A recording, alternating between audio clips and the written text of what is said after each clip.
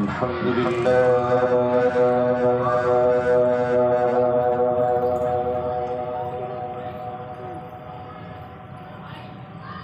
الحمد لله وسلام على عباده الذين اصطفى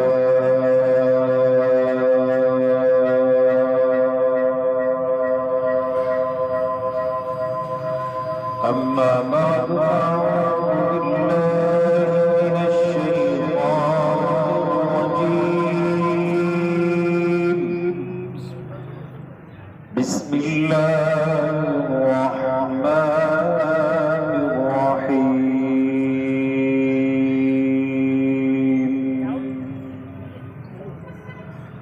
إن الذين قالوا ربنا الله ثم استقاموا تتنزل عليهم الملائكة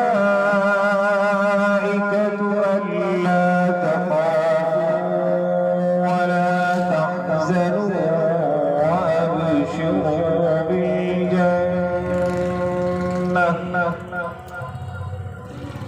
وأبشروا بالجنة التي كنتم توعدون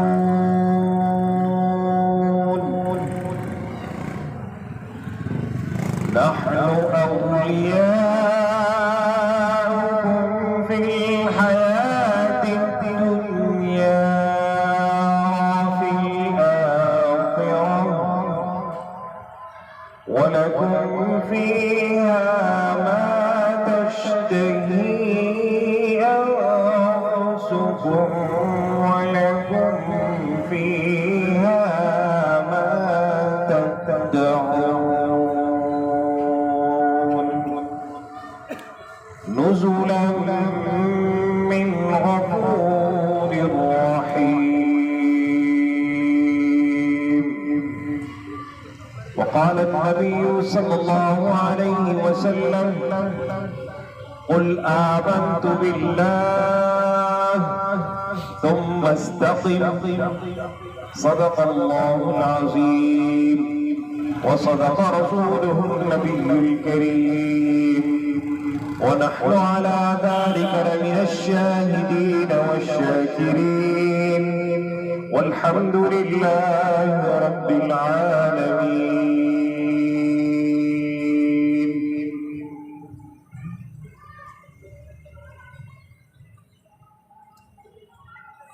آج کی ہماری اس محفل کا عنوان ہے دعوت و عزیمت. دعوت اللہ کی طرف بلانا، اسلام کی دعوت دینا، اسلام کی طرف لوگوں کو بلانا، اسلام کے غلبے کی جدوجہد اور کوشش کرنا. اور عزیمت کا مطلب ہے اس راستے میں آنے والی مشکلات پر صبر و استقامت کا مظاہرہ کرنا. میں نے جو آپ کے سامنے قرآن مجید کی آیات کی تلاوت کی اور نبی مہربان آقا دو جہاں سرکار دو عالم صلی اللہ علیہ وسلم کی حدیث مبارکہ وغیرہ کی، اس کا بھی یہی مفہوم ہے. ان الذین قالوا ربنا اللہ، جن لوگوں نے یہ کہا کہ رب ہمارا اللہ ہے. سورہ حامیم السجدہ میں اللہ رب العالمین نے اس بات کا ذکر فرمایا. ثم استقاموا، پھر اس کے بعد وہ ڈٹ گئے. استقامت اردو میں استعمال استقامت کا مظاہرہ کیا. اب قابل غور بات یہ ہے کہ رب اللہ ایسی کون سی بات ہے کہ جس کے بعد کچھ ایسے حالات آتے ہیں کہ جس کے بعد انسان کو صبر اور استقامت کا مظاہرہ کرنا پڑتا ہے. ربنا اللہ کا مطلب ہے کہ رب ہمارا اللہ ہے۔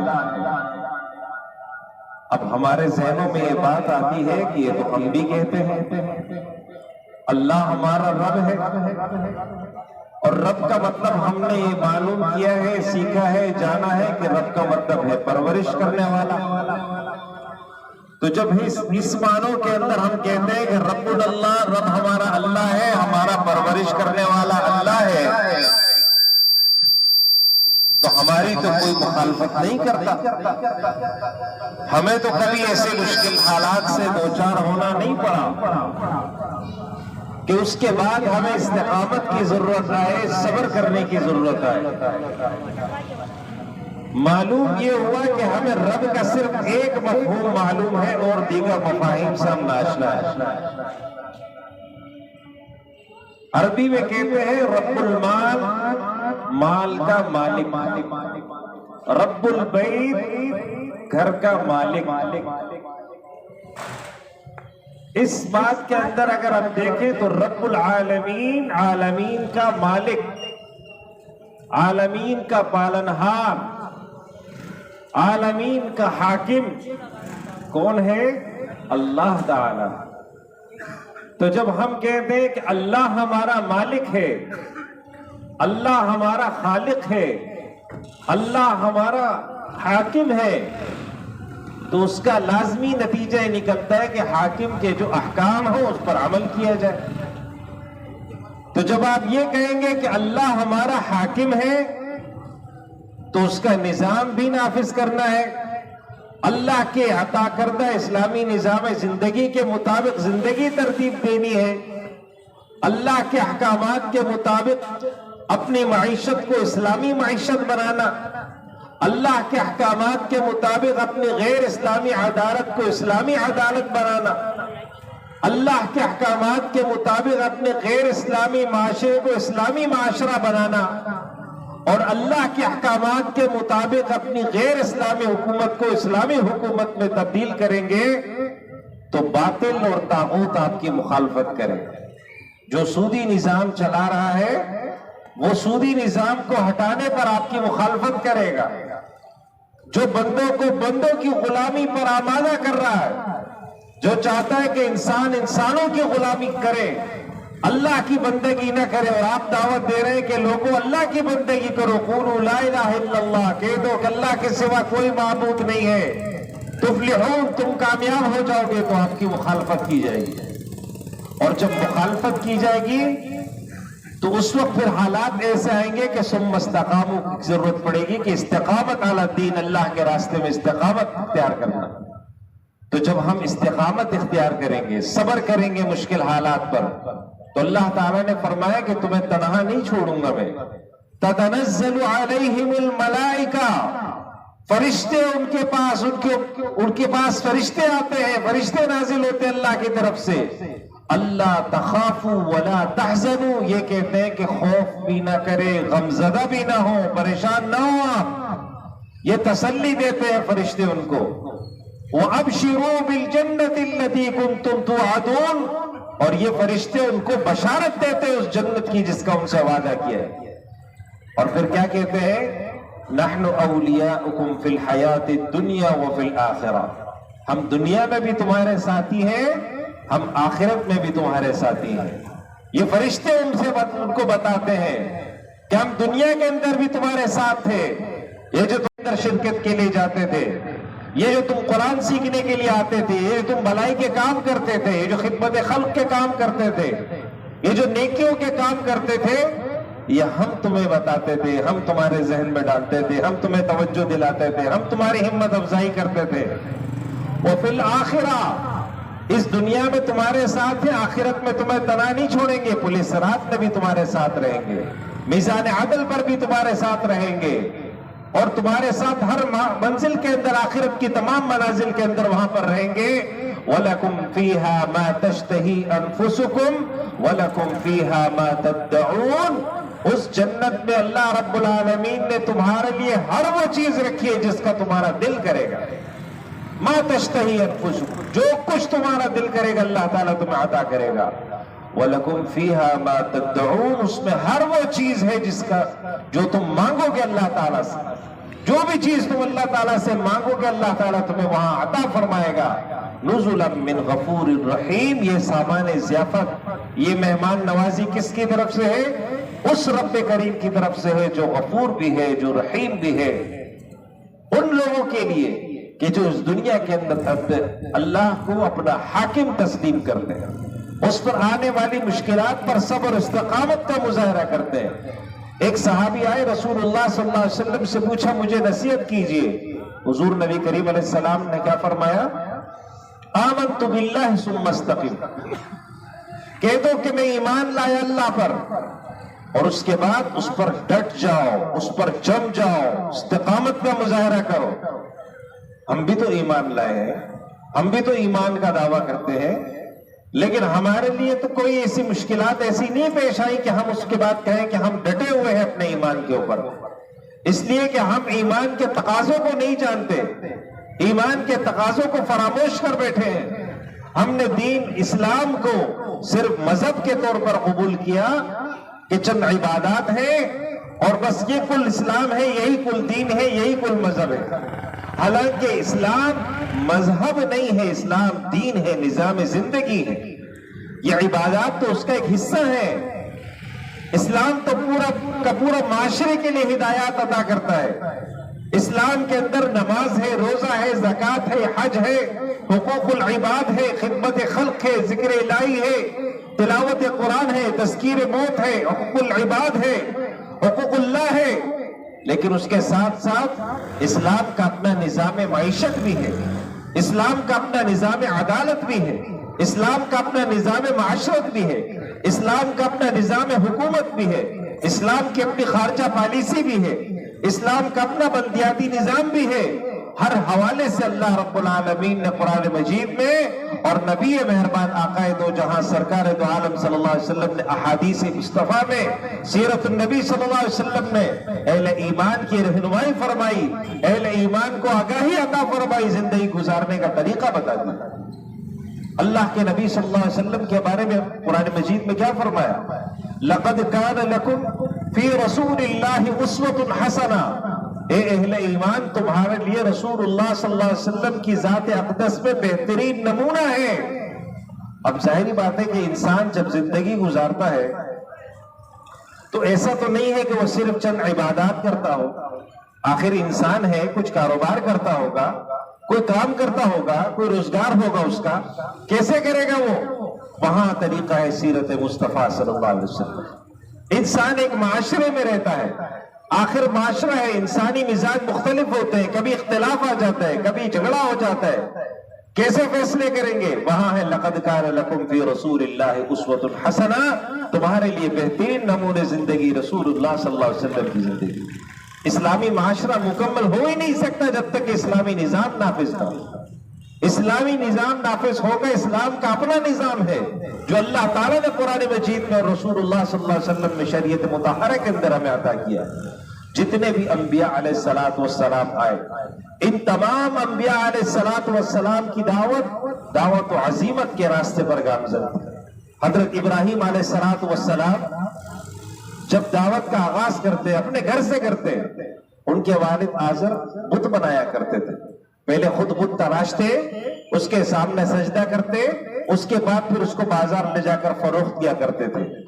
تو اپنے والد کو کہا، یا ابتی، میرے ابا جان، لم تعبد ما لا يسمع ولا يبصر، آپ کیوں ایسے کی عبادت کرتے جو نہ سنتا ہے نہ دیکھ سکتا ہے، جو نہ کھا سکتا ہے نہ پی سکتا؟ آپ اس کے سامنے کھانا رکھتے، وہ چوہے آ کر کھا جاتے ہیں، وہ اپنا کھانا نہیں بچا سکتا، آپ اس کو کیوں معبود بناتے ہیں؟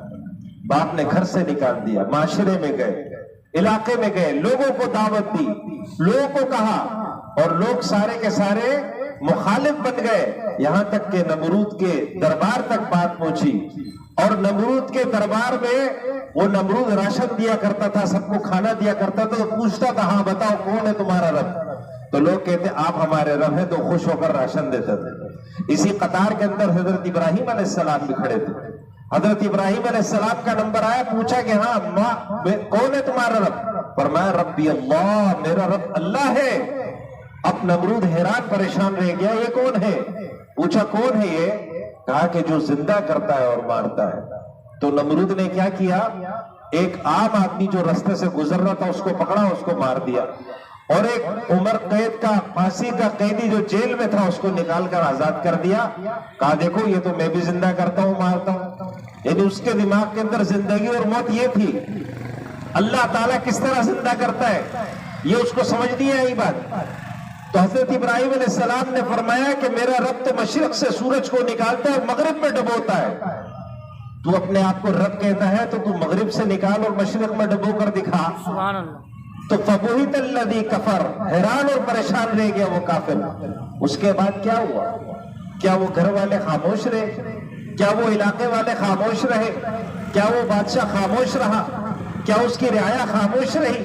کیا انہوں نے آمنا و صدقنا کہا؟ نہیں، بلکہ کیا کہا؟ حرقوہ وانصروا آلہتکم، اس کو جلاؤ اور اپنے معبودوں کی مدد کرو۔ تو آگ جلائی گئی، بہت بڑی آگ جلائی گئی، سارے لوگ مل کر، سارے جتنے بھی مخلوق تھے ان سب نے مل کر آگ میں حصہ لیا۔ کیوں؟ یہ نیکی کا کام ہے کہ اس کے اندر جتنا حصہ لیا جائے ہمارے معبود ہم سے خوش ہوں گے۔ اور جب وہاں گئے، آگ جلائی، اتنی بڑی آگ کے قریب جا کر، اس کے قریب جا کر پھینکنا ممکن نہیں تھا، تو ایک بہت بڑا جھولا بنایا گیا۔ اس جھولے میں حضرت ابراہیم علیہ السلام کو بٹھا کر دھکے سے زور سے جھلا کر وہاں پر آگ میں گرایا۔ اب دیکھیں میرے بھائیوں، یہ جو رب کریم نے فرمایا تتنزل علیہم الملائکہ، اللہ کی قسم کھا کر کہتا ہوں ہمارا ایمان کمزور ہے، ہمیں اللہ کی رحمت پر بھروسہ نہیں ہوتا، ہمیں ظاہری اسباب پر بھروسہ ہوتا ہے۔ اللہ رب العالمین نے جب دیکھا کہ حضرت ابراہیم علیہ السلام کو آگ کی طرف پھینکا گیا، آگ کو کیا حکم دیا؟ یا نار کونی بردا وسلاما علی ابراہیم، اے آگ تو ٹھنڈی ہو جا برکت اور سلامتی والی ابراہیم علیہ السلام پر۔ آگ کا کام کیا ہے؟ جلانا ہے۔ آگ کا کام کیا ہے؟ خاک کرنا ہے۔ آگ کا کام کیا ہے؟ ختم کر دینا ہے۔ لیکن آج وہ آگ اپنا اصل کام نہیں کرے گی، کیوں؟ وہ خالق کی ماتحت ہے، وہ اللہ کے حکم کی ماتحت ہے۔ آج وہ آگ گلزار بن گئی ابراہیم علیہ السلام کے لیے، وہ باغیچہ بن گئی ابراہیم علیہ السلام کے لیے۔ دیکھنے والے دیکھ رہے کہ ابراہیم کو ہم نے آگ میں پھینکا ہے، لیکن وہ آگ وہ اندر سے باغیچہ بن گئی۔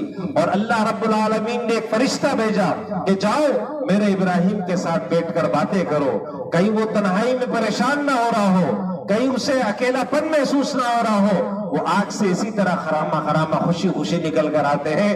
اللہ رب العالمین نے ان کو خلیل اللہ کا لقب دیا، میرے دوست ہیں۔ تو جو اللہ کے دین کے لیے، اللہ کی وحدانیت کے لیے، اللہ کی طرف بلانے کے لیے دعوت دینے والے ہیں، جب ان پر آزمائش آتی ہے، تکالیف آتی ہے، پریشانی آتی ہے، ان کو ہلاک نہ کرو۔ آج ہی اپنی نادانی کی وجہ سے اگر ایمان نہیں لاتے، کل کو ان کی نسلیں ایمان لے کر آئیں گی، کل ان کی نسلیں ایمان لے کر آئیں گی، وہ ایمان کی دعوت کو قبول کریں گی، وہ ایمان کو اختیار کریں گی۔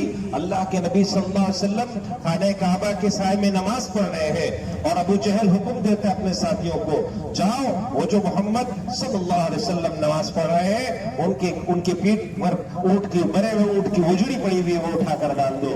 ایک اونٹ مرا ہوا ہے، اس کے پیٹ کو چیر کر اس سے اجڑی نکالی، وہ متعفن زدہ اجڑی لا کر رسول اللہ صلی اللہ علیہ وسلم سجدے میں تھے، پیٹھ مبارک پر لا کر پھینک دی گئی ہے۔ حضور نبی کریم علیہ السلام گھر میں ہے، گھر کے اندر آ کر تکلیف پہنچائی گئی، کس طریقے سے ان کو پریشان کیا گیا، لیکن اللہ کے نبی صلی اللہ علیہ وسلم نے ایک ہی دعوت دیتے رہے، قولوا لا الہ الا اللہ تفلحون، کہہ دو اللہ کے سوا کوئی عبادت کے لائق نہیں ہے، کہہ دو اللہ کے سوا کوئی معبود نہیں ہے، تفلحون، تم کامیاب ہو جاؤ گے، تمہیں فلاح کا راستہ مل جائے گا۔ آخر میں یہ سارے سرداران مل جاتے ہیں، ابو طالب کے پاس آتے ہیں، کہتے ہیں اپنے بھتیجوں کو سمجھاؤ، یہ ہمارے معبودوں کی مخالفت کرتا ہے، نماز پڑھتا ہے، نماز پڑھے، نیک کام کرتا ہے، نیک کام کرے، نیکیوں سے کوئی منع نہیں کرے گا اس کو، لیکن ہمارے معبودوں کو برا نہ کہے، ہمارے معبودوں کو برا نہ کہے، ہمارے معبودوں کی مخالفت نہ کرے، ہم جو بت پرستی کرتے ہیں اس کی مخالفت نہ کرے۔ اللہ کے نبی صلی اللہ علیہ وسلم آئے ہیں، ابو طالب نے کہا کہ میرے بھتیجے مجھ پر اتنا بوجھ نہ ڈال کہ میں اٹھا نہ سکوں. اللہ کے نبی صلی اللہ علیہ وسلم کی آنکھوں سے آنسو جاری ہے. فرمایا چچا جان میرے ایک ہاتھ میں سورج ایک ہاتھ پر چاند رکھ دیا جائے تب بھی میں اس دعوت سے باز آنے والا نہیں ہوں. کیا کیا پیشکشیں نہیں ہوئی ہیں. آپ کو ہم سردار بنا دیتے ہیں, آپ کو ہم سونے اور چاندی سے لاد دیتے ہیں, آپ کو ہم مال و دولت عطا کر دیتے ہیں, آپ کو ہم بادشاہ بنا دیتے ہیں, آپ کو ہم اپنا سردار اعلیٰ تسلیم کر لیتے ہیں, لیکن آپ اس دعوت سے باز آ جائیے, آپ اس دعوت سے رک جائیے, آپ ہمارے معبودوں کو برا بھلا نہ کہیے. یہاں ہمیں سبق کیا ملتا ہے کہ صرف امر بالمعروف نہیں کرنا ہے بلکہ نہی عن المنکر کرنا ہے. نہی عن المنکر سے باطل کے اوپر ضرب لگتی ہے, نہی عن المنکر سے طاغوت پر ضرب لگتی ہے. آپ کہیں نماز پڑھے, آپ کہیں ذکر کرے, آپ کہیں قرآن کی تلاوت کرے, آپ کہیں اپنی موت کو یاد کرے, آپ کہیں اچھے اخلاق کا اختیار کرے, آپ کہیں حقوق العباد کا اختیار کرے, کوئی آپ کی مخالفت نہیں کرے گا. ہاں جب آپ کہیں گے سودی نظام معیشت کو ہٹاؤ, ہاں شراب خانوں کو بند کرو, ہاں جوئے کے نظام کو روک دو, ہاں اس غلط نظام غلط باطل نظام کو ہٹا دو, ہاں عدالت کے اندر قرآن و سنت کے مطابق فیصلے کرنے چاہیے, تو پھر آپ کی مخالفت کی جائے گی, پھر آپ کے راستہ روکا جائے گا, پھر آپ کو پریشان کیا جائے گا. اسی طریقے سے حضور نبی کریم علیہ السلام کے صحابہ رضوان اللہ علیہ مجمعین, حضرت بلال غلام تھے, ایمان لے کر آئے. ایسا نہیں ہے کہ ایمان لانے کے بعد ان کے مالک اور آقا نے ان کو کچھ کہا نہیں, بلکہ ان کو کہا کہ تم رجوع کرو, توبہ کرو, واپس آؤ اپنے معبودوں کی طرف. انہوں نے اس بات سے انکار کیا تو اس کے نتیجے میں ان کے گلے میں رسی باندھی گئی. گرم تپتی ریت کہ جو ہم اس کا تصور بھی نہیں کر سکتے, اتنی زیادہ گرم ریت اس پر لٹا کر ان کے سینے پر بڑا پتھر رکھ دیا جاتا تھا. حضرت بلال فرماتے ہیں مجھے ایک بات یاد رہتی تھی, احد احد احد, اللہ ایک ہے, اللہ ایک ہے, اللہ ایک ہے. وہ ایک اللہ رب العالمین کی وحدانیت کی گواہی دیتے تھے. اسی حالت کے اندر ان کو تکالیف دی جاتی تھی, ان کو پریشان کیا جاتا تھا, آزمائشوں سے گزارا جاتا تھا, یہاں تک کہ اللہ کے نبی صلی اللہ علیہ وسلم کے سب سے حبیب دوست حضرت صدیق اکبر نے ان کو عذاب کرایا. اور یہ دیکھیں جب تکالیف انسان برداشت کرتا ہے, آزمائشوں سے گزرتا ہے, پریشانیوں سے گزرتا ہے, اللہ کے دین کے لیے قربانیاں دیتا ہے, اللہ تعالیٰ اس کو کیسی عزت دیتا ہے کہ بلال زمین پہ ہیں لیکن جنت میں ان کی چہل قدمی کی آواز آ رہی ہے. یہ اعزاز کس کا ہے؟ حضرت بلال رضی اللہ تعالیٰ عنہ کا ہے. وہ جب فتح مکہ ہوا تھا, آقا کریم علیہ السلام نے جاء الحق وزهق الباطل فرما کر سارے کعبے سے بتوں کو نکالا تھا. اس کے بعد حضرت بلال سے فرمایا کہ آپ جائیے کعبے کی چھت پر چڑھ کر اذان دیجئے, اللہ کی کبریائی کو بیان کیجئے. یہاں ہمارے لیے ایک سبق ہے کہ اگر دل میں خواہشات کے بت ہوں, دل میں نافرمانیوں کے بت ہوں, دل میں شیطان سے محبت کے بت ہوں, دل میں شیطانی اعمال سے محبت کے بت ہوں, زبان سے اللہ کی کبریائی نہیں بیان کی جا سکتی ہے. اس لیے لازم ہے اپنے دل کو صاف کر کے اللہ رب العالمین کی محبت اس کے اندر ڈالی جائے. حضرت عبداللہ بن حذیفہ سہمی رضی اللہ تعالیٰ عنہ جلیل القدر صحابی ہیں. حضرت عمر رضی اللہ تعالیٰ عنہ کے دور میں ان کو ایران کے بادشاہ شاہ ہرمز کے دربار میں بھیجا گیا, اور جب وہ وہاں گئے تو جب دعوت دینے کے لیے گئے, بادشاہ کے سامنے پیش ہوئے ہیں, اس حال میں گئے ہیں ہاتھ میں بڑا نیزہ ہے اور وہ زمین پہ مارتے ہوئے جاتے ہیں, ان کے قالینوں کو رونتے ہوئے جاتے ہیں, اور اس کے سامنے کہا کہ اللہ کی وحدانیت کی گواہی دے دو تم سلامت رہ جاؤ گے. وہ بادشاہ بڑا غضبناک ہوا, اس نے سارے ساتھیوں کو گرفتار کرنے کا حکم دیا. سارے ساتھی گرفتار ہو گئے, کھجور کے تنوں سے باندھ دیے گئے. پھر ڈرانے کے لیے اس نے کہا کہ تم اپنے دین سے پھر جاؤ, آؤ میرے دین کے پر میرے دین کو اختیار کرو, میں تمہیں آزاد کر دوں گا. حضرت عبداللہ بن حذیفہ سہمی نے انکار کیا. پھر ڈرانے کے لیے کہا کہ تیر انداز کو بلایا گیا, دائیں اور بائیں تیر مارا کرتے تھے, یہ خوف محسوس کرے. حضرت عبداللہ بن حذیفہ کے چہرے پر کوئی چیز محسوس نہیں ہوئی کہ کوئی خوف محسوس ہوتا ہو. جب یہ کارگر بھی نہ ہو سکا تو پھر ایک بڑا برتن منگایا گیا, اس میں پانی کو گرم کیا گیا, ابلتے ہوئے پانی کے اندر ایک زندہ انسان کو ان کے ساتھی کو ڈال دیا گیا. وہ آدمی تھوڑی دیر میں ابل کر ختم ہو گیا, ٹکڑے ٹکڑے ہو گیا, اور حضرت عبداللہ بن حذیفہ کو پھر کہا گیا, انہوں نے انکار کیا. پھر حضرت عبداللہ بن हुज़ाफा साहबी रज़ी अल्लाह ताला अन्हु को उस देख के ऊपर बांध दिया पैरों से और ऐसा ऐसा रस्सी नीचे करने लगे कि खौफ महसूस करे, ये डर महसूस करे। वो तो नबी करीम अलैहिस्सलाम के सहाबा थे, वो कैसे ईमान को इस चीज पर छोड़ दिए थे। तो हजरत अब्दुल्ला बिन हुज़ाफा साहबी की आंखों से आंसू रवा है, रोने लगे। तो बादशाह ने कहा ये डर गया है, इसको उतारो नीचे। लेकर आए, पूछा हाँ अब तौबा कर ली तुमने, अब तुम मेरे दीन को अख्तियार करोगे? कहा कि नहीं, बिल्कुल नहीं, हो नहीं सकता कि मैं तुम्हारे दीन को अख्तियार करूं। कहा कि तुम रो क्यों रहे थे, मौत को देखकर रो क्यों रहे थे? फरमाया कि मैं मौत को देखकर नहीं रो रहा था, मैं तो हसरत से रो रहा था कि अल्लाह एक जान है अभी खत्म हो जाएगी, काश मेरे जिस्म पे जितने बाल हैं इतनी रूहें होती, एक एक करके सब तेरे नाम पे कुर्बान कर देता। अल्लाह की कसम कोई महंगा सौदा नहीं था। वो बादशाह हैरान है,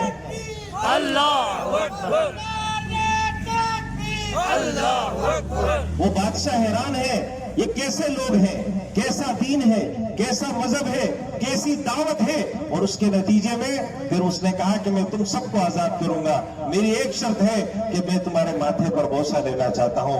माथा उन्होंने आगे किया, उस बादशाह ने बोसा लिया, सारे साथियों को भेज दिया। और हजरत उमर के पास जब आए तो हजरत उमर ने फरमाया कि उम्मत पर फर्ज है कि वो हजरत अब्दुल्ला बिन हुज़ाफा का माथा चूमे कि उसने इस्लाम का झंडा गाड़ा है, इस्लाम का नाम सरबुलंद किया है, अल्लाह की वहदानियत को मौत की दहलीज पर बयान किया है। इसलिए उलमा ने फरमाया है कि आज भी जो लोग हजरत अब्दुल्ला बिन हुज़ाफा साहबी रज़ी अल्लाह ताला की कब्र मुबारक पर जाते हैं ज़ियारत के लिए, वो सराने मुबारक पर बोसा देते हैं, वो सुन्नत को जिंदा करने की कोशिश करते हैं। ऐसा ने मोहतरम, ये अल्लाह के दीन की अज़मत के लिए सहाबा रिज़वानुल्लाह अलैहिम अजमईन ने कुर्बानियां दी है। हजरत खिबाब इब्न अरत रज़ियल्लाहु ताला अन्हु जलीलुल क़द्र सहाबी है, ईमान लेकर आए, लोहार का काम किया करते थे, तलवारें बनाते थे, खंजर बनाते थे, सिरे बनाते थे, तीर कमान बनाया करते थे, लोहार का उनका काम था, लोहे को पिघलाना उनका काम था। जब ईमान लाए उनके आका ने सवाल जवाब किया, कहा कि वापस पलट जाओ अपने आबा के दीन की तरफ। कहा कि मुमकिन नहीं है कि मैं अपने आबा की जहालत की तरफ पलट जाऊं, मुझे अल्लाह ताला ने सिरात मुस्तकीम अता किया है। आप जानते हैं उसके बाद क्या हुआ?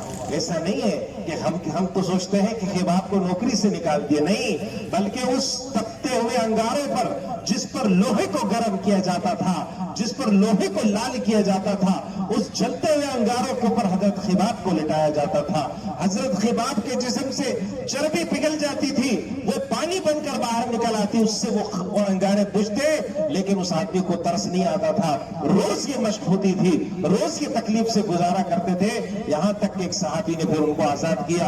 हजरत उमर रज़ी अल्लाह ताला अन्हु के दौर में हजरत उमर ने फरमाया, खिबाब जरा अपनी पीठ तो दिखाओ। जब उन्होंने कमीज ऊपर की, वो चली हुई पीठ उन्होंने देखी हजरत उमर ने। हजरत उमर जैसा सख्त दिल इंसान भी उस कमर को देखकर रो पड़ा कि खिबाब क्या तकलीफें बर्दाश्त की है तुमने, कितनी अजियतें तकलीफें बर्दाश्त की है। हजरत अबू उबैदा बिन जर्राह रज़ी अल्लाह ताला अन्हु, जिनको हुजूर सल्लल्लाहु अलैहि वसल्लम ने अमीन हाज़िहिल उम्मा फरमाया था, इस उम्मत के अमीन है हजरत अबू उबैदा बिन जर्राह। ये दो सहाबा, बल्कि तीन सहाबा, हजरत अबू उबैदा बिन जर्राह, हजरत खालिद बिन वलीद, हजरत साद बिन अबी वक्कास, ये तीन सहाबा, तीन सिपा सालार थे, जलीलुल क़द्र सहाबा है। अल्लाह ताला ने इनकी तलवार में बड़ी हज़मत रखी थी। ग़ज़वे बदर के अंदर हजरत अबू उबैदा के सामने एक आदमी आ रहा है। हजरत अबू उबैदा अपना चेहरा दूसरी तरफ चले जाते हैं, नहीं लड़ते हैं। फिर तीसरी मर्तबा सामने आता है, फिर चैलेंज करता है। हजरत अबू उबैदा बिन जर्राह एक वार करते हैं सर पर और जिस्म के दो टुकड़े हो जाते हैं। आप जानते हैं कौन है वो उनके सगे वालिद थे जो शिर्क पर अड़े हुए थे। हजरत अबू उबैदा बिन जर्राह ईमान पर डटे हुए थे। ये नहीं देखा ये कौन है, ये मेरे वालिद हैं, नहीं, जो रिश्ता है ईमान का रिश्ता है। हजरत मुसअब बिन उमैर रज़ी अल्लाह ताला उनके भाई ग़ज़वे बदर में मुसलमानों ने उनको पकड़ा, कुफ्र की तरफ से लड़ रहे थे। उन्होंने आवाज दी, मुसअब मुझे छुड़ाओ, मैं तुम्हारा भाई हूं। हजरत मुसअब बिन उमैर रज़ी अल्लाह ताला अन्हु क्या फरमाते हैं कि मेरे भाई, अपने मेहमान वाले भाई को दावत दी, ये इसकी माँ बहुत मालदार है, इसको मजबूती से बांधो, बहुत बड़ा फिदिया देगी इसकी आजादी के लिए। तो उसने कहा कि मेरे भाई तुम कैसी बात कर रहे हो, मैं तुम्हारा सगा भाई हूं, मुझे छुड़ाओ। कहा कि नहीं, भाई मेरा वो है जिसने तुझे पकड़ा है, بھائی میرا وہ ہے جس نے تجھے رسیوں سے باندھا ہے. میرا بھائی ایمان والا بھائی ہے. میرا بھائی وہ ہے کہ جو لا الہ الا اللہ محمد الرسول اللہ والا ہے, وہ میرا بھائی ہے. اسی لیے اللہ تعالیٰ نے قرآن مجید میں فرمایا ہے نا, انما المؤمنون اخوہ, سارے ایمان والے آپس میں بھائی ہیں. حضور صلی اللہ علیہ وسلم نے فرمایا ہے نا, المسلم اخو المسلم, مسلمان مسلمان کا بھائی ہے. ایک مسلمان دوسرے مسلمان کے ساتھ ایسا ہے جیسے سگے بھائیوں والا تعلق ہوتا ہے. اسی لیے افریقہ کا رہنے والا مسلمان ہو, وہ چین کا رہنے والا مسلمان ہو, وہ ہندوستان کا رہنے والا مسلمان ہو, وہ امریکہ کا رہنے والا مسلمان ہو, وہ دنیا کے کسی خطے میں مسلمان رہنے والا مسلمان ہو, آپس میں جب ملتے ہیں السلام علیکم ورحمۃ اللہ وبرکاتہ, اور جواب میں آتا ہے وعلیکم السلام ورحمۃ اللہ وبرکاتہ, ان دو جملوں کے بعد ایک عجیب محبت قائم ہو جاتی ہے, ایک الفت قائم ہو جاتی ہے, ایک تعلق قائم ہو جاتا ہے. آپ جاتے حرم میں, اللہ ہم سب کو لے کر جائے, آپ حرم میں دیکھیں گے کوئی کس علاقے کا ہے, کوئی کس علاقے کا ہے, کوئی کہاں کا رہنے والا ہے, آپس میں زبان بھی نہیں جانتے ہیں, آپ ناموں سے نہیں جانتے ہیں, تعارف بھی نہیں رکھتے ہیں, لیکن ایک دوسرے کو راستہ دیتے ہیں, ایک دوسرے کی مدد کرتے ہیں, ایک دوسرے کو پانی پلاتے ہیں, ایک دوسرے کا خیال کرتے ہیں. ہر مسلمان یہ سوچتا ہے میرے کندھے سے کسی کو دھکا نہ لگ جائے, میری ذات سے کسی کو تکلیف نہ پہنچ جائے, کوئی مسلمان دکھی نہ ہو جائے. یہی بات ہمیں اپنے معاشروں کے اندر لانی ہے کہ سارے مسلمان آپس میں بھائی ہیں. تبھی ہم امت مسلمہ کا حقیقی تصور سامنے لا سکیں گے کہ جب اگر ہم اہل ایمان فرقوں میں بٹے ہوئے ہوں, اہل ایمان زبانوں میں بٹے ہوئے ہوں, اہل ایمان علاقوں میں بٹے ہوئے ہوں, تمہاری پہچان فلانی زبان, تمہاری پہچان فلانا فرقہ, تمہاری پہچان فلانا علاقہ, امت کا تصور ختم ہو جائے گا. ہمیں تو یہ فرمایا ہے ان ھذہ امتکم امۃ واحدہ, تمہاری یہ امت ایک امت ہے, وانا ربکم, میں تمہارا رب ہوں, فاعبدون, تم اللہ کی عبادت کرو. استعزاء محترم, یہ جو امت کا تصور ہے یہ اتحاد اور اتفاق سے ممکن ہو سکے گا. حضرت ابو ذر غفاری رضی اللہ تعالیٰ عنہ جلیل القدر صحابی ہیں. آپ دیکھیں ایمان لانے کے بعد کتنی تکالیف انسان برداشت کرتا ہے. حضرت ابو ذر غفاری رضی اللہ تعالیٰ عنہ قبیلے غفار کے سردار تھے. اپنے بھائی کو بھیجا کہ بیٹا جاؤ اور مکہ کے حالات معلوم کر کے آؤ, ایسا سنا ہے کہ آخری نبی تشریف لائے ہیں, ذرا معلوم کرو کیا حالات ہیں. ان کے بھائی آتے ہیں, حالات معلوم کرتے ہیں, جا کر بتاتے ہیں کہ واقعی یہ بات سچ ہے کہ آخری نبی تشریف لا چکے ہیں, ان کی دعوت ہے وہاں پر اور مخالفت بھی بہت زیادہ ہے ان کی. حضرت ابو ذر غفاری جاتے ہیں, خانہ کعبہ کے سائے میں بیٹھ گئے, کسی کو جانتے نہیں, کوئی تعارف نہیں. ظاہر بات ہے کوئی ٹیلی فون واٹس ایپ کا زمانہ تو تھا نہیں کہ کسی سے پوچھتے, کوئی تصویر دیکھی نہیں, کسی کو پہچانتے نہیں, کوئی جاننے والا نہیں, کیا کریں, کس سے بات کریں. شام ہو گئی, حضرت علی کا وہاں سے گزر ہوا, آئے, دیکھا ایک مسافر بیٹھا ہے, کہا چلو بھائی آ جاؤ, رات میرے ساتھ گزار لو. لے آئے اپنے گھر پہ, کھانا کھلایا, آرام کیا, صبح پھر چلے گئے, جا کے بیٹھ گئے. دوسرے دن حضرت علی کی پھر نظر پڑی, ارے کل کا مسافر تو آج بھی بیٹھا ہوا ہے, کیا وجہ ہے. پھر لے کر آ گئے اپنے گھر پہ, کھانا کھلایا, رات گزاری, صبح پھر چلے گئے. تیسرا دن ہوا, دیکھا رہے مسافر تو آج بھی بیٹھا ہے, پھر لے کر آئے. رات کو پوچھا میرے بھائی تم 3 دن سے یہاں بیٹھے ہو, کس سے ملنا چاہتے ہو, کچھ مجھے بتا دو, میں تمہاری رہنمائی کر دوں گا. حضرت ابو ذر غفاری نے کہا کہ اگر تم رازداری کی بات کرو تب میں تم کو بتاؤں گا. حضرت علی نے فرمایا بالکل آپ مجھے بتائیں, میں آپ کی مدد کروں گا. فرمایا کہ میں اس طرح آیا ہوں کہ ہاں میں نے سنا ہے کہ آخری نبی آئے ہیں, میں ان سے ملنا چاہتا ہوں. حضرت علی نے فرمایا صبح جب میں آگے جاؤں گا تم میرے پیچھے پیچھے آتے رہنا, جس دروازے سے میں داخل ہو جاؤں اس سے تم بھی داخل ہو جانا. یہ جاتے ہیں بیت ارقم کے اندر, حضور صلی اللہ علیہ وسلم تشریف فرما ہے, صحابہ بیٹھے ہوئے ہیں, قرآن کی کلاس لگی ہوئی ہے, دین کی کلاس لگی ہوئی ہے, دین کی باتیں سیکھتے ہیں. حضرت ابو ذر غفاری رضی اللہ تعالیٰ عنہ حاضر ہوئے, ایمان لائے. ساتھیوں نے کہا احتیاط کیجیے گا, یہاں اعلان مت کیجیے گا, یہاں ظاہر مت کیجیے گا کہ آپ ایمان لائے ہیں, بہت ظلم ہوتا ہے یہاں پر. حضرت ابو ذر غفاری خاموش ہوئے, باہر آئے, خانہ کعبہ کے سائے میں سارے سردار بیٹھے ہوئے ہیں, ابو جہل, عتبہ, شیبہ, فلانا, سارے کے سارے سردار بیٹھے ہوئے ہیں. ان کے سامنے آ کر کہتے ہیں اشہد ان لا الہ الا اللہ, میں گواہی دیتا ہوں اللہ کے سوا کوئی معبود نہیں ہے, واشہد ان محمد عبدہ ورسولہ, اور میں گواہی دیتا ہوں کہ محمد صلی اللہ علیہ وسلم اللہ کے رسول اس کے بندے ہیں. پھر کیا تھا, پھر سارے سردار ٹوٹ پڑے، لاتوں سے، گھوسوں سے، مکوں سے صحیح طریقے سے ان پر بارش کر دی گئی، یہاں تک کہ وہ زخمی ہو کر بے ہوش ہو گئے۔ ہوش میں آئے، پوچھا کیا ہوا، اس حالت میں کیوں لایا گیا ہو؟ کہا کہ آپ نے نعرہ تکبیر بلند کیا تھا، آپ نے اللہ کی کبریائی بلند کی تھی، اس کے نتیجے میں یہ حالات آئے ہیں۔ فرمایا یہ تو میں پھر کروں گا، اس لیے کہ اس کے اندر جو لطف ہے، اس کے اندر جو مزہ ہے، وہ مجھے مار نہیں روک سکتی، یہ تکالیف اور یہ پریشانی مجھے اس راستے سے نہیں روک سکتی۔ عزیزان محترم، صرف مردوں نے نہیں، خواتین اسلام نے بھی اسلام کے لیے کتنی قربانیاں دی ہیں۔ حضرت سمیہ رضی اللہ تعالی عنہا ایمان لاتی ہے تو ابو جہل کس طریقے سے ان کو مارتا ہے کہ ایک پیر ایک اونٹ سے باندھا، دوسرا پیر دوسرے اونٹ سے باندھا اور دونوں اونٹوں کو مختلف سمت میں دوڑا دیا، جسم کے 2 ٹکڑے کر دیے۔ حضرت عمار بن یاسر، ان کے والد حضرت یاسر، پورا گھرانہ ابو جہل نے قتل کر دیا، پورا گھرانہ ان کا شہید ہو گیا۔ اللہ رب العالمین کی اس دعوت کے نتیجے میں کہ ایمان کو قبول کیا، اللہ کے دین کو قبول کیا، اللہ کی وحدانیت کا اعلان کیا، اور اس راستے میں تکلیفیں آئی، پریشانی ہے۔ نعمان التیمی ایک آدمی ہے، اس نے نبوت کا دعویٰ کیا تو ان کے پاس ایک صحابی گئے، اور نعمان التیمی ایک صحابی ہو گیا اسود عنسی کے پاس۔ اسود عنسی ایک نبوت کا دعویٰ دار تھا، اور اس کے پاس گیا اور اس کو توبہ کی تلقین کی کہ حضور صلی اللہ علیہ وسلم اللہ کے نبی ہے، آخری نبی ہے۔ تو اس نے کہا کہ انت تشہد ان محمد رسول اللہ، کیا تم گواہی دیتے ہو کہ اللہ کے نبی صلی اللہ علیہ وسلم اللہ کے رسول ہے؟ فرمایا کہ اشہد ان محمد رسول اللہ، ہاں میں گواہی دیتا ہوں اللہ کے نبی صلی اللہ علیہ وسلم اللہ کے رسول ہے۔ تو اس نے کہا انت تشہد انی رسول اللہ، کیا تم یہ بھی گواہی دیتے ہو کہ میں بھی اللہ کا رسول ہوں؟ فرمایا کہ لا اسمع، میں تیری بات نہیں سنتا ہوں، تو کیا کہہ رہا ہے؟ تو حدیث میں آتا ہے فقطع عضوا عضوا، ٹکڑے ٹکڑے کر کے ان کو شہید کیا۔ پہلے ہاتھ کاٹا، پھر سوال جواب، پھر دوسرا ہاتھ کاٹا، پھر سوال جواب، پھر پیر کاٹا، دوسرا پیر کاٹا، یہاں تک کہ ٹکڑے ٹکڑے کر دیا۔ مسیلمہ کذاب کے مقابلے میں جو صحابی گئے تھے ان کو بھی اسی طریقے سے ٹکڑے ٹکڑے کر کے کاٹ دیا کہ میں نبوت کا دعوے دار ہوں، میری بات پر عمل کرو۔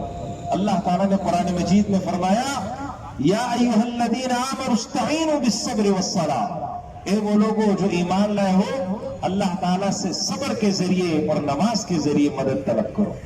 ان اللہ مع الصابرین، بے شک اللہ تعالیٰ صبر کرنے والوں کے ساتھ ہے۔ یہ جو صبر ہے، تکالیف پر صبر، آزمائشوں پر صبر، مصیبت پہ صبر، اللہ تعالیٰ نے قرآن مجید میں کیا فرمایا؟ تم سمجھتے ہو افحسبتم ان تدخلوا الجنہ، تم سمجھتے ہو کہ تم جنت میں داخل ہو جاؤ، ولم یفتنون، اور تم کو آزمایا نہیں جائے گا۔ آزمائش کے بغیر جنت کیسے؟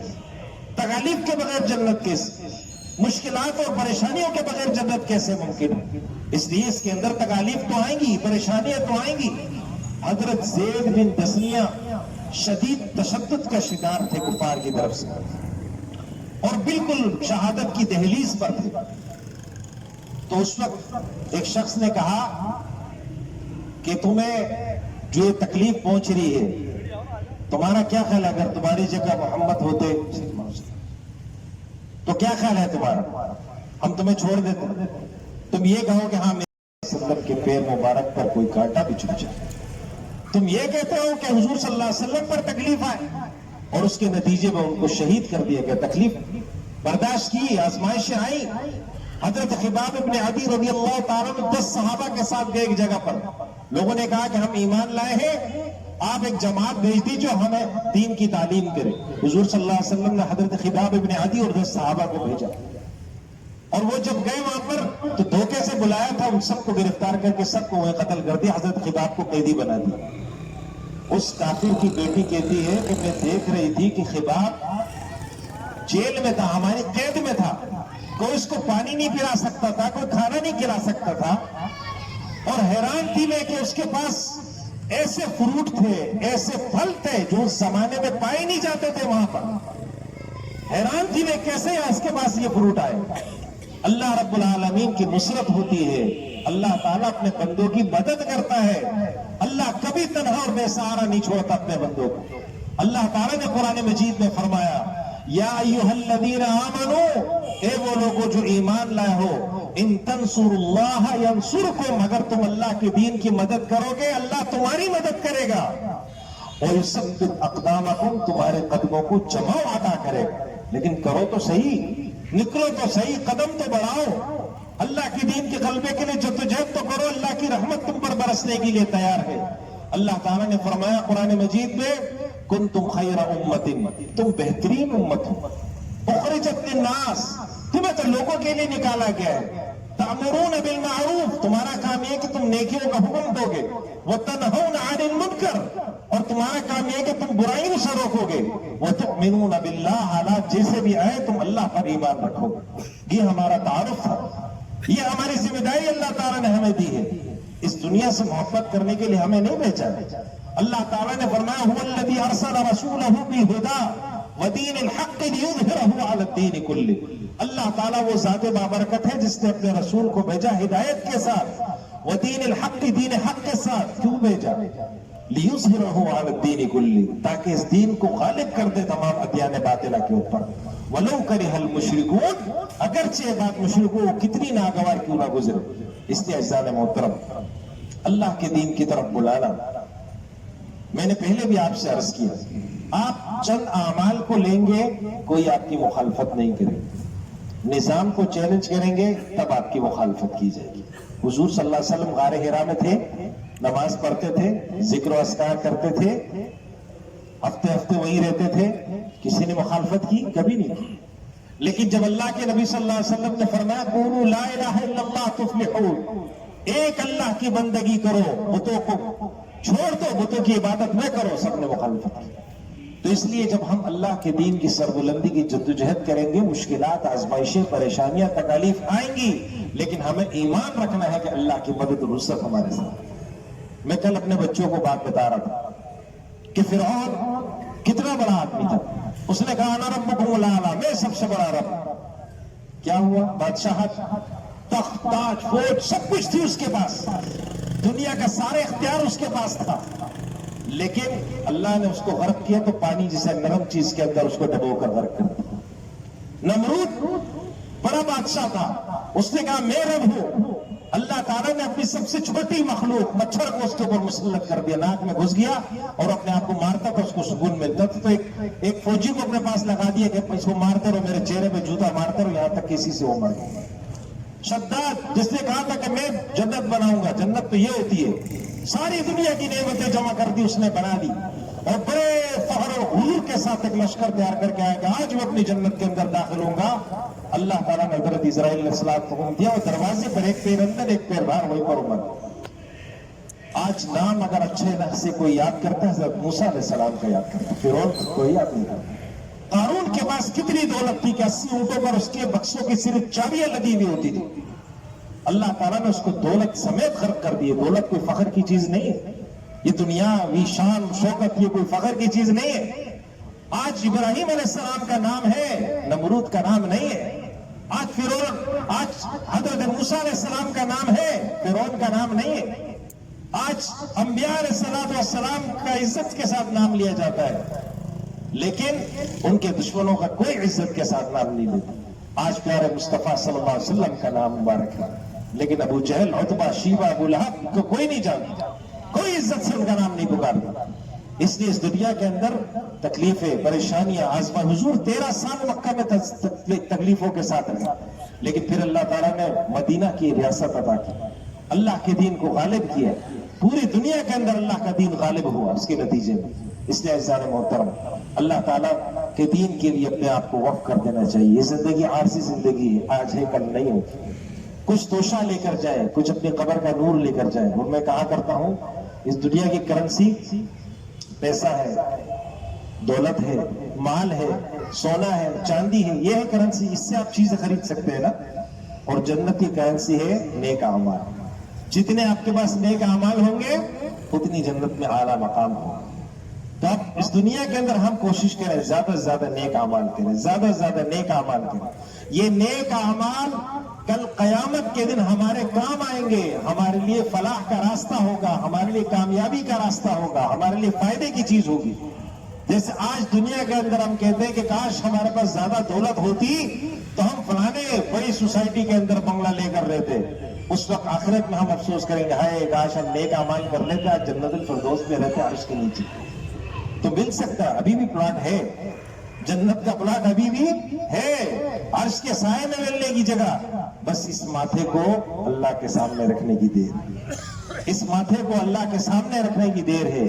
اللہ کے سامنے، اللہ کے چوکٹ پر جبین نیاز کو رکھ دیجئے۔ آپ اللہ اکبر کہتے ہوئے ماتھے کو زمین پر رکھتے ہیں، حدیث میں آتا ہے کہ بندہ جب سجدے میں جاتا اللہ کے سب سے قریب ہوتا ہے، یعنی انسان اپنی حیثیت کو اٹھا کر زمین پہ لگا دے، اللہ اس کو اٹھا کر عرش پر بلا لیتا ہے۔ اندازہ کر سکتے ہیں آپ اس محبت کو؟ اس لیے ہم نیک اعمال کریں، نیک اعمال کی طرف متوجہ ہوں تو اللہ کے دین کے غلبے کے لیے جدوجہد اور کوشش کریں گے، اللہ تعالی ہمیں عزتوں سے نوازے گا۔ وآخر دعوانا الحمدللہ رب العالمین۔